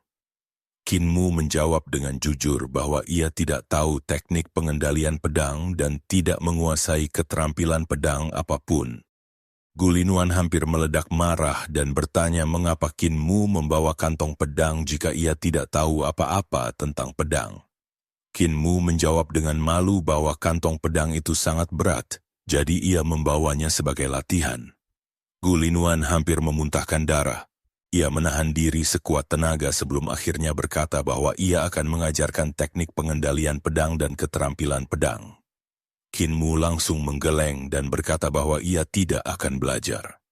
Gulinuan benar-benar ingin keluar dari es dan menghajar Qin Mu saat itu juga. Qin Mu menjelaskan bahwa nenek pernah berkata akan ada seseorang yang mengajarinya keterampilan pedang yang lebih baik. Jika ia mempelajari keterampilan pedang orang lain, orang tersebut tidak akan mau mengajarinya lagi. Gulinuan tertawa keras dan berkata bahwa keterampilan pedang terbaik di dunia adalah milik Kekaisaran Perdamaian Abadi. Guru Kekaisaran telah mengumpulkan semua keterampilan pedang dan mengundang para mahaguru untuk menciptakan satu sistem pedang baru yang melampaui semua sekte pedang lama yang hanya terpaku pada ajaran leluhur. Kinmu terdiam. Ia tidak bisa menyangkal logika itu. Ia memang tidak menyukai guru besar karena peristiwa sekte Sungai Li, tetapi ia tetap mengagumi keluasan pandangan guru besar kekaisaran. Meski demikian, Kinmu tetap menggeleng dan menolak. Gu Linuan benar-benar kehabisan kesabaran. Setelah beberapa saat, ia akhirnya tersenyum dan berkata bahwa ia tidak akan mengajarkan keterampilan pedang, melainkan hanya teknik pengendalian pedang. Teknik ini bukan keterampilan pedang, sehingga tidak akan mengganggu pembelajaran Kinmu di masa depan. Hati Kinmu bimbang, namun akhirnya ia mengangguk dengan enggan. Gu Linuan berkata bahwa teknik itu disebut rahasia hati ramuan. Teknik ini hanya mengajarkan cara mengendalikan pedang, bukan jurus pedang. Hati ramuan adalah hati yang murni dan tanpa noda. Ketika hati berada di sana, pedang juga berada di sana. Pedang akan mengikuti kehendak hati tanpa penyimpangan. Langkah pertama adalah menjadikan hati sebagai api dan tian sebagai tungku. Menggunakan api hati untuk menumbuhkan vitalitas sejati dengan tungku sebagai ladang dan api sebagai benih, menantang matahari selama 10 kali terbit, menggunakan api suci matahari untuk membakar dan memurnikan. Kinmu segera memusatkan pikiran dan menghafalnya dengan sungguh-sungguh. Teknik ini sangat mendalam, dan tanpa penjelasan ia tidak akan mampu memahaminya sendiri. Gu Linuan mengulangi seluruh rahasia hati ramuan sekali lagi, menjelaskan maknanya kata demi kata. Saat mendengarkan jantung Kinmu berdebar kencang seolah roh monyet kecil berloncatan di dalam dadanya. Setelah selesai, Gu Linuan berkata bahwa Kinmu harus berlatih terlebih dahulu sebelum mengendalikan pedang. Jika lambat, akan memakan waktu 10 hari dan jika cepat 2 hari sudah cukup untuk dapat menggunakan Qi dalam mengendalikan pedang pelindung junior dan membunuh jiwa naga induk. Ia juga menambahkan bahwa rubah kecil di dada Kinmu ikut mendapat manfaat dan berkesempatan mempelajari teknik pengendalian pedang terbaik di dunia. Bab 50. Kinmu dipenuhi rasa syukur. Ia menyatukan kedua tangan dan membungkuk hingga ke tanah, mengucapkan terima kasih kepada sang senior atas bimbingan yang telah diberikan. Ia berjanji akan mengukir semua pengajaran itu dalam ingatannya. Gu Linuan tersenyum tipis. Ia menyuruh Kinmu segera berlatih dan membunuh jiwa naga induk. Jika ada pertanyaan, ia mempersilahkan Kinmu untuk bertanya tanpa ragu. Kinmu segera mengeksekusi rahasia hati eliksir. Teknik ini menuntut praktisinya membayangkan dantian sebagai sebidang ladang. Dantian dibajak, lalu ditanami sumber api.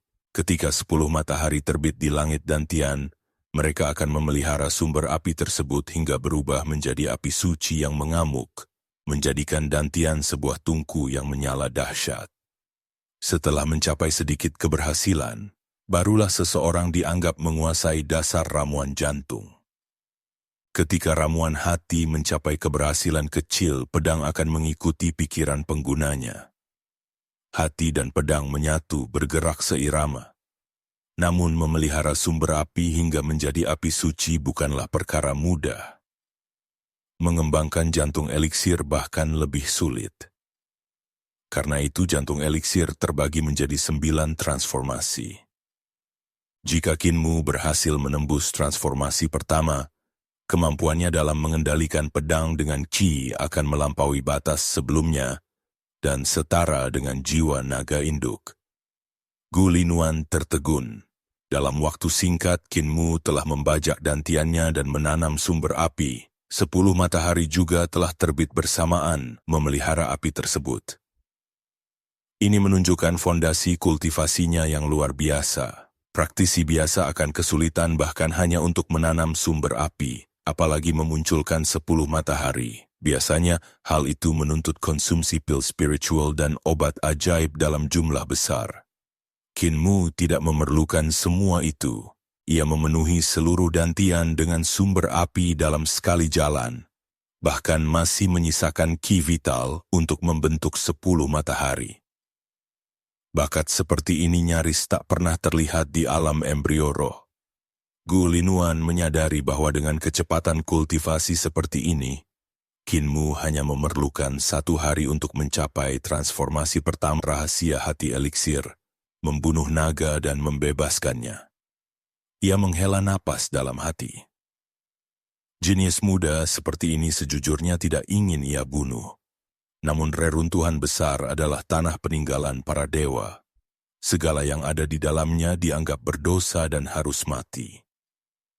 Lagi pula, ia juga kelaparan setelah 50 tahun tidak makan. Waktu berlalu cepat. Saat malam hampir berakhir dan cahaya pagi menembus sungai bergelombang, Kinmu berdiri. Dengan satu pikiran, ki vital yang melingkari pedang pelindung junior melesat menembus kabut, terbang bolak-balik secepat kilat. Dalam sekejap, ia menusuk 100 kali berturut-turut. Meski tanpa ilmu pedang khusus, tusukan sederhananya jauh melampaui murid sekte pedang ternama. Rahasia hati eliksir benar-benar luar biasa. Kinmu kembali membungkuk tulus kepada Gu Linuan dan menyampaikan terima kasih. Gu Linuan tertawa keras, memuji bakat Kinmu, lalu menyuruhnya segera membunuh naga induk. Ia begitu gembira hingga tak lagi memikirkan apapun selain kebebasan yang hampir tergapai. Namun pada saat itu Kinmu berbalik dan pergi. Ia membawa pedang pelindung junior dan meninggalkan istana naga. Tubuhnya menghilang di balik kabut tebal. Gu Linuan tertegun, lalu mengamuk. Ia berteriak marah karena Kinmu melanggar janji setelah menerima teknik dan pedangnya. Suara Kinmu terdengar semakin menjauh. Ia menjelaskan bahwa manik naga hanya mengubah korban menjadi mayat kering. Namun di dalam istana naga terdapat banyak kerangka yang tidak mati akibat manik naga. Itu berarti mereka dibunuh dengan cara lain. Gu Linuan terkejut. Kinmu mengaku telah menyadari kejanggalan itu sejak pertama kali memasuki istana. Gu Linuan menggertakkan gigi, terkejut seorang anak seusia itu mampu memahami semuanya dan bahkan mempermainkannya. Kinmu menjawab dengan tenang bahwa usianya baru akan genap 12 tahun pada musim gugur. Saat ini ia masih 11 tahun. Makian kasar menggema dari dalam istana naga. Di luar, Hulinger menjulurkan kepalanya dari dada Kinmu dan bertanya bagaimana ia bisa mengetahui niat jahat Gu Linuan. Kinmu menjelaskan tentang kerangka berjubah resmi yang mereka lihat sejak awal. Jika murid-murid Gu Linuan mati oleh manik naga, mereka seharusnya menjadi mayat kering, bukan kerangka. Itu berarti Gu Linuan sendiri yang membunuh mereka menggunakan panji hitam aneh yang dimilikinya. Kinmu melanjutkan bahwa tongkat biksu Hakhara yang ia bawa terus berdering karena pikiran kotor Gu Linuan. Ketika mereka berada di dekatnya dan dilindungi tongkat tersebut, Gu Linuan tidak bisa memakan mereka. Karena itu ia memilih memanfaatkan Kinmu untuk membebaskan dirinya. Hulinger tercengang dan akhirnya bertanya apakah Kinmu benar-benar anak kecil. Kinmu tersenyum polos. Hulinger malah menuduhnya sebagai iblis rubah yang sangat licik. Kinmu menggerutu, menceritakan masa kecilnya yang penuh tipu daya dari para tetua desa, hingga ia terbiasa waspada terhadap segala sesuatu. Akhirnya mereka keluar dari kuil Raja Naga dan kembali ke gubuk jerami di depan air terjun. Hulinger mengajak Kinmu mandi dan mencuci pakaian, namun sebelum Kinmu sempat menjawab, tawa dingin Nenek Si terdengar dari dalam gubuk, menyinggung soal kultivasi yin dan yang. Kinmu terkejut dan bertanya mengapa Nenek Si berada di sana.